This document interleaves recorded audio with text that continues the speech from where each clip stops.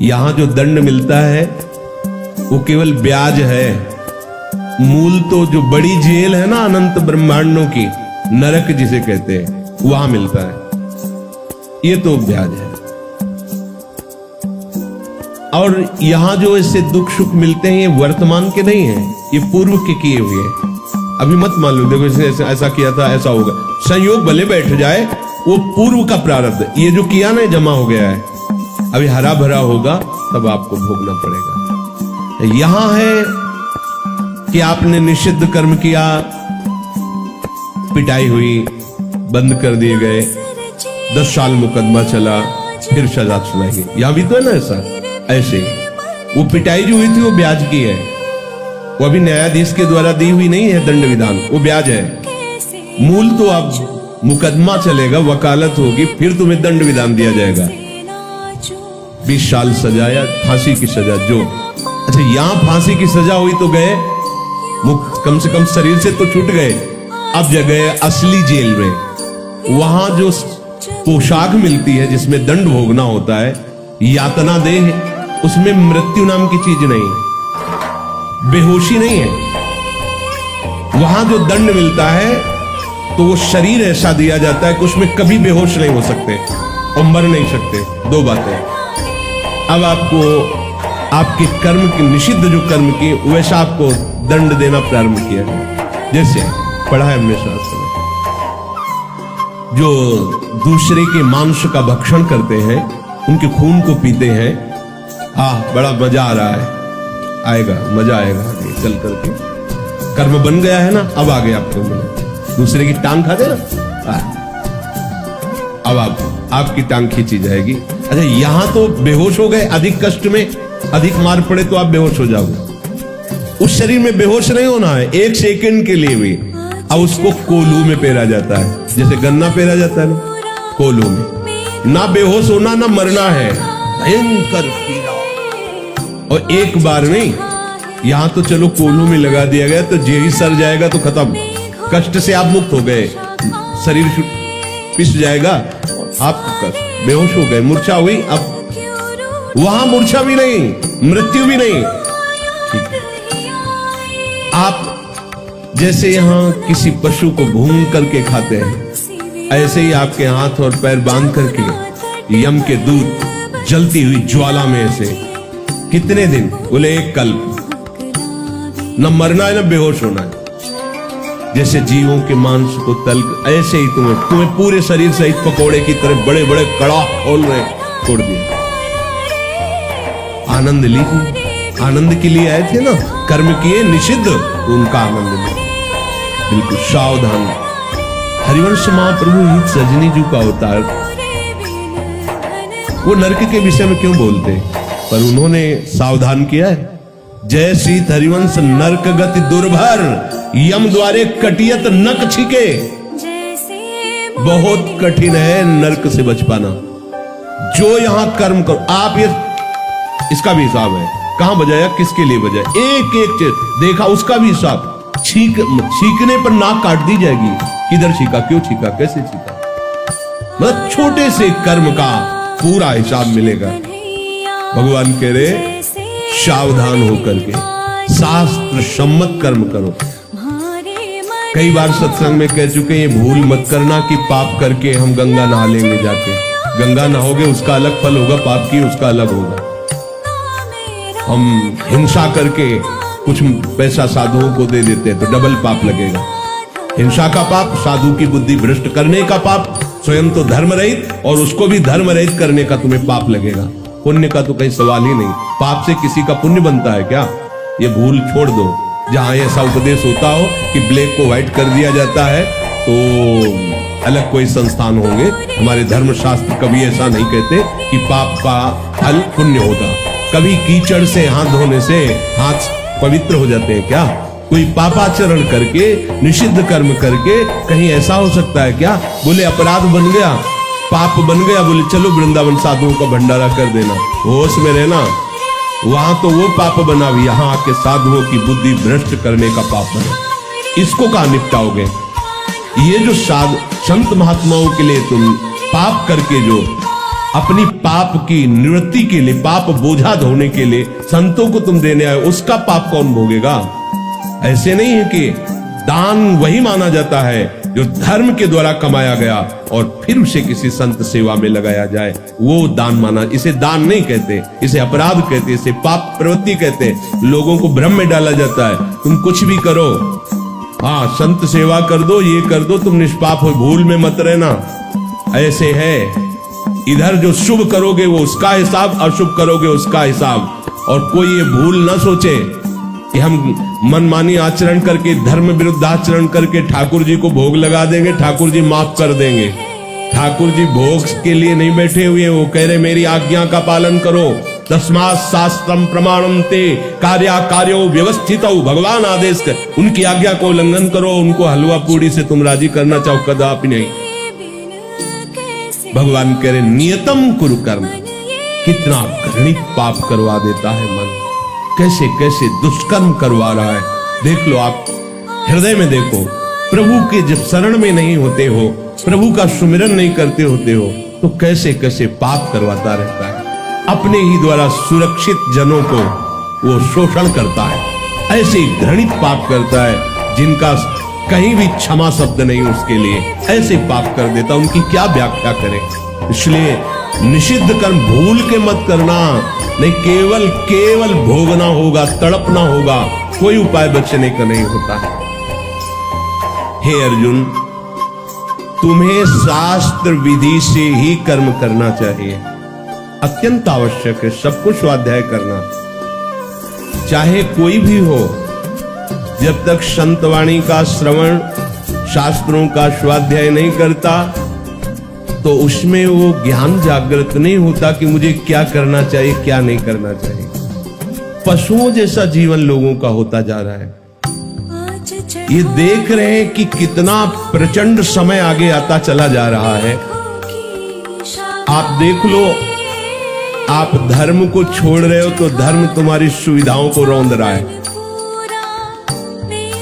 आज वृंदावन में आप परिक्रमा लगाएं, प्यासे हो तो जेब में पैसा हो तो प्यास बुझा सकते हैं, नहीं पानी नहीं है,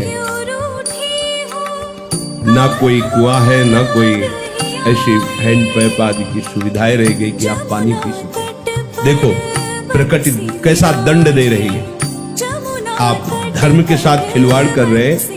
अरे क्या है शास्त्र, तो आप देखो, आप प्रकृति के साथ खिलवाड़ कर रहे हैं तो प्रकृति आपके साथ कैसा दंड विधान कर रही है। आप लताओं को, वृक्षों को नाश कर रहे हैं तो आप रोगों से घिरते चले जा रहे हैं, क्योंकि यही लताएं, वृक्ष सुंदर ऑक्सीजन प्रकट करके कार्बन डाइऑक्साइड को सोख करके आपको वो वायु देते हैं जिससे आप स्वस्थ रह सके। वृक्षों को काट दिया, देखो कैसी दूषित वायु होती जा रही है। ये दूषित आहार और दूषित वायु का प्रभाव है कि पहले जहां कहीं कुछ ऐसे सुनने को मिलता था कि किसी को भयानक रोग हुआ है, आज कैंसर आदि रोग ऐसे हो रहे हैं जैसे किसी को बुखार आता है। क्यों? आप धर्म से नहीं चल रहे, तो प्रकृति आपको दंड देना प्रारंभ कर रही है। आप किसी को नहीं मान रहे। गौ सेवा, देव सेवा, गुरु सेवा, संत सेवा, जन समाज सेवा, तो वर्षा वाटर लेवल खत्म होता चला जा रहा है। आप देखो प्रगट में देखो, 15 हाथ की रस्सी से बहुत शीतल कुएं से जल निकाला जाता था और 500 लोगों का मोहल्ला एक कुएं से पूरा का पूरा परिवार का पोषण सब उसी जल से होता। आज 110 फीट, 180 फीट बढ़ता चला जा रहा है वाटर लेवल। क्यों?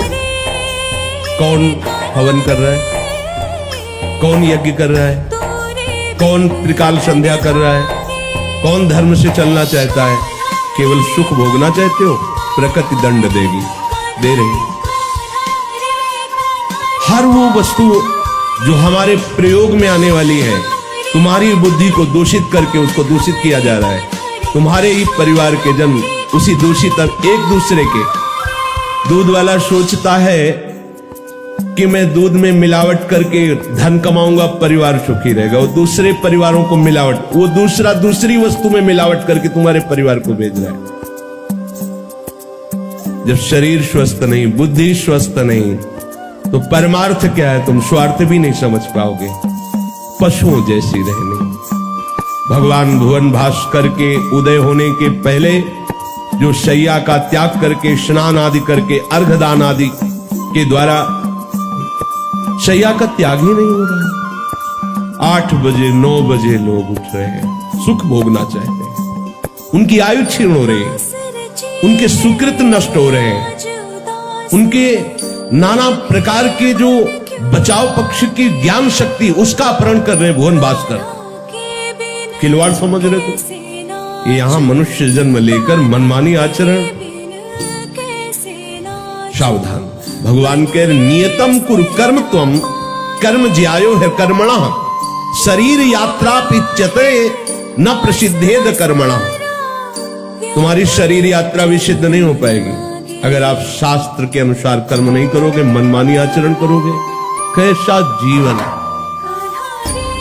आप जिसे बहुत अच्छा जीवन समझ रहे हैं कि हम बहुत सुखी हैं, और उसको शास्त्र दृष्टि से देखा जाए तो केवल पशुवत जीवन है, पशुवत जीवन। तिनते खर सूकर श्वान भले जड़ता बस जे न कहे कछुए जरि जाओ सो जान की नाथ बिना जो जिए जग में तुम्हारो बिन होए। कैसा जीवन! 11 बजे दिनचर्या प्रारंभ होती शौच स्नान की। आश्चर्य होता है, इतना मंगलमय जीवन, और ब्रह्म मुहूर्त से लेकर 11 बजे तक तुम्हारा शयन चल रहा है। क्या जीवन को नाश किया जा रहा है। प्रातःकालीन वेला पर कोई उठकर संध्या वंदन, भजन साधन, स्वयं भगवान प्रातः काल उठ के रघुनाथा मातु पिता गुरु नावहि माता सबको प्रणाम करके अपनी दिनचर्या स्वयं प्रभु करते थे। संध्या वंदन आदि, जैसे शास्त्रों में वैदिक सिद्धांत में संध्या वंदन आदि, तो अपने मंगलाबन विहार आदि, वो तो शास्त्र सम्मत और ये वेदातीत प्रेम रस। वहां दैवी शक्तियों की संधि और यहां प्रिया प्रीतम की संधि, और उनकी संधि शक्ति सहचरियां, तो अद्भुत।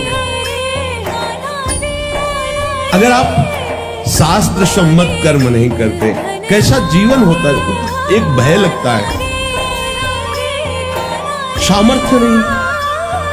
18-20 वर्ष की अवस्था है, ब्लड प्रेशर हाई लो। 25-30 वर्ष की अवस्था 400 शुगर, 500 शुगर। क्या जीवन रहेगा?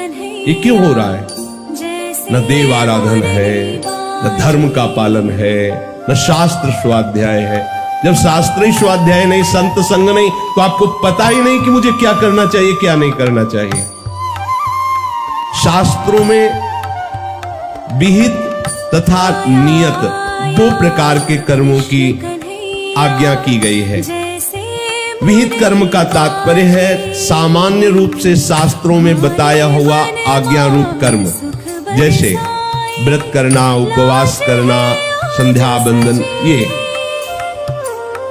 विहित कर्मों को संपूर्ण रूप से करना एक व्यक्ति के लिए कठिन है, परंतु निषिद्ध कर्मों का त्याग करना सबको अत्यंत आवश्यक है। निषिद्ध कर्म हम कैसे जानेंगे जब शास्त्रीय स्वाध्याय नहीं होगा। सुबह सुबह लोग मोबाइल का जैसे टहल बात कर रहे, सुबह सुबह वो कैसा जाल फेंक रही माया, 1 सेकंड भी अंतर्मुख नहीं होने दे रही। समय बर्बाद होता चला जा रहा है। बड़ा पश्चाताप होता है, कैसे जीवन नष्ट किया जाए। अंदर जलन होती है, इतना सुंदर अवसर मिला है मुक्त होने का। कैसे? कोई भी भोजनालय ऐसा नहीं, जहां हम पवित्रता और स्वच्छता से युक्त आहार कर सकें। आपको बाहर से पवित्र